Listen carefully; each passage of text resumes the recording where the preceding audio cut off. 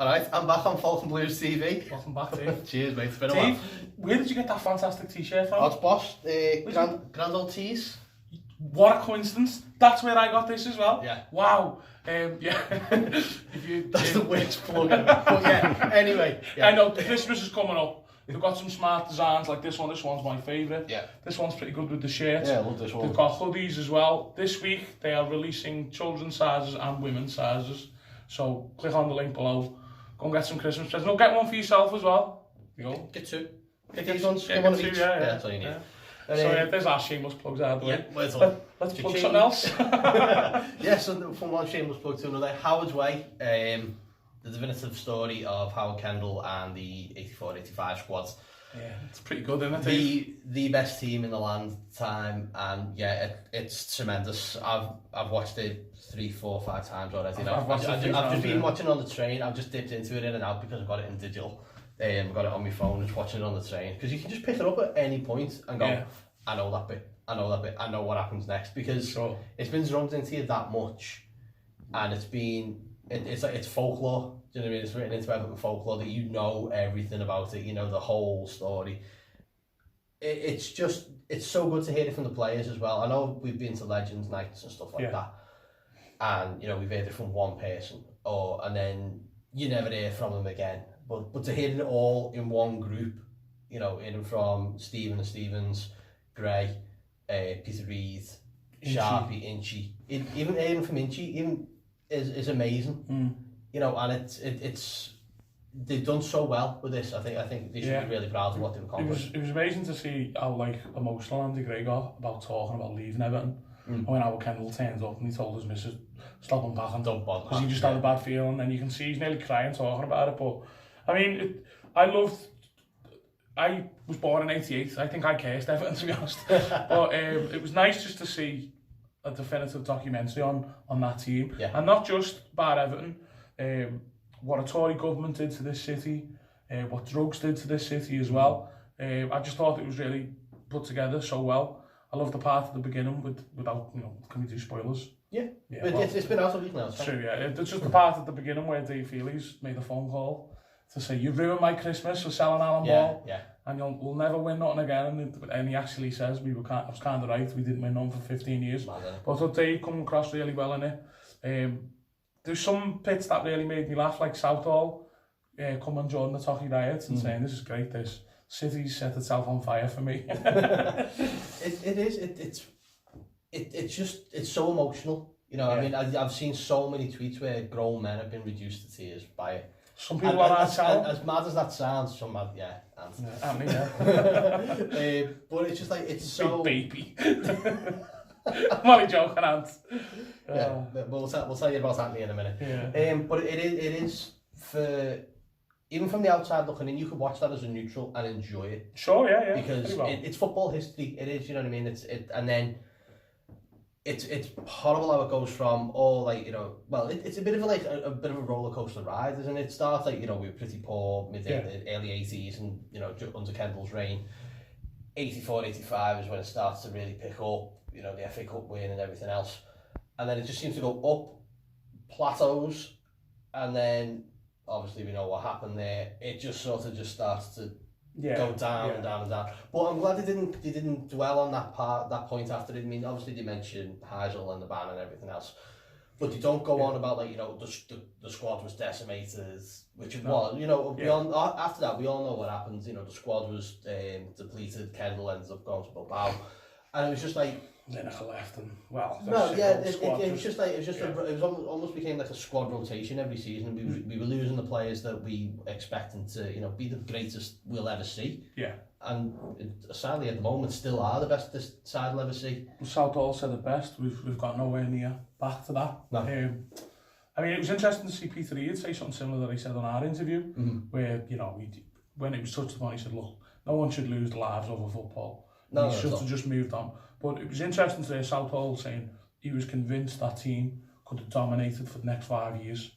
It was such a young side. It was. Yeah. And it was a shame that we never, had the chance to. Because I always remember hearing off my dad and from uncles saying that team would have won a European Cup. We'll never know. No. But there was a lot of really interesting things, like I really enjoyed the part with Kevin Sheedy, the free kick versus Ipswich, where he scores a free kick on the top left-hand corner, and the ref said, I didn't blow my whistle. So obviously, now the Cuddons Everton squad would probably get the red down there, and then blaze it over the bar, but Peter Lee comes over and says, what are we going to do? And Kevin Sheedy's like, what am I going to do? Get the fuck out of the way, Peter, I'm going to put it in the other corner. And like, cuts to Reed, and he's like, whatever. And just puts it in. But that spirit and that winning mentality and playing for the shirt, I think the Cuddons Everton team should be forced to sit down and watch that. Just to show what it means to those players. I think if they watched it, 2 players will stick out a lot from this whole thing.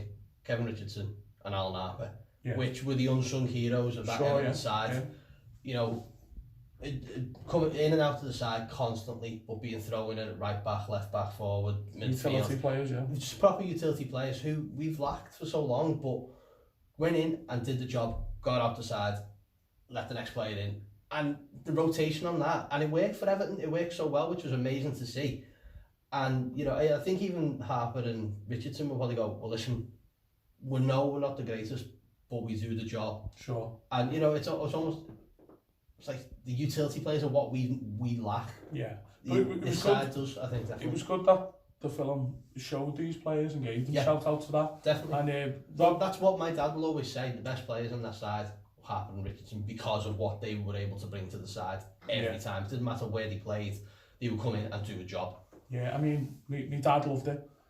Like he always said, Andy Gray put the fight back into Everton. Like he was such one of his favourite players in the 80s. But, I mean, it was interesting as well. What I watched Rob Sloman do a few interviews, and the director, and he said, this was the forgotten team.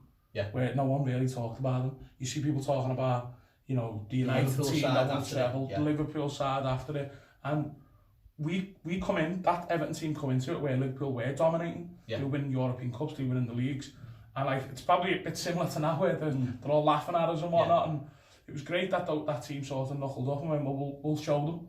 But I mean, 2 thumbs up from me. I mean, we were always going to love it, but I was really surprised at how much I enjoyed it. As an Evertonian, you're always going to give it 8, 9, 10 out of 10 because of just how well it's put together. But I think it's the best documentary film to do with Everton. The best one I've seen since the official history of Everton, which was on VHS. So that's what 88, 89, 90. Someone give me the proper year, but yeah, that in the comments. That one.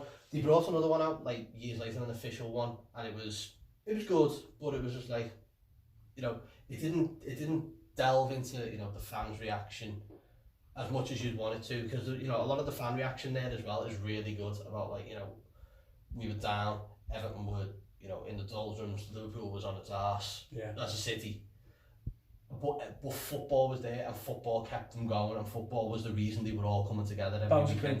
You know, it was brilliant. It's so good. It's look, if you've not seen it, stop watching us now and go and buy it. Go and get it on Amazon. You can get it on Amazon, iTunes. You can go and get it on DVD. Get it everywhere, really can. It's so accessible now these days to get it. So, go and do that. Give it a good rating on Amazon. Yeah, you know, it's worth it. As well. Yeah, it's well worth having a chat. Comments on that. Should we try and get it up for an Oscar?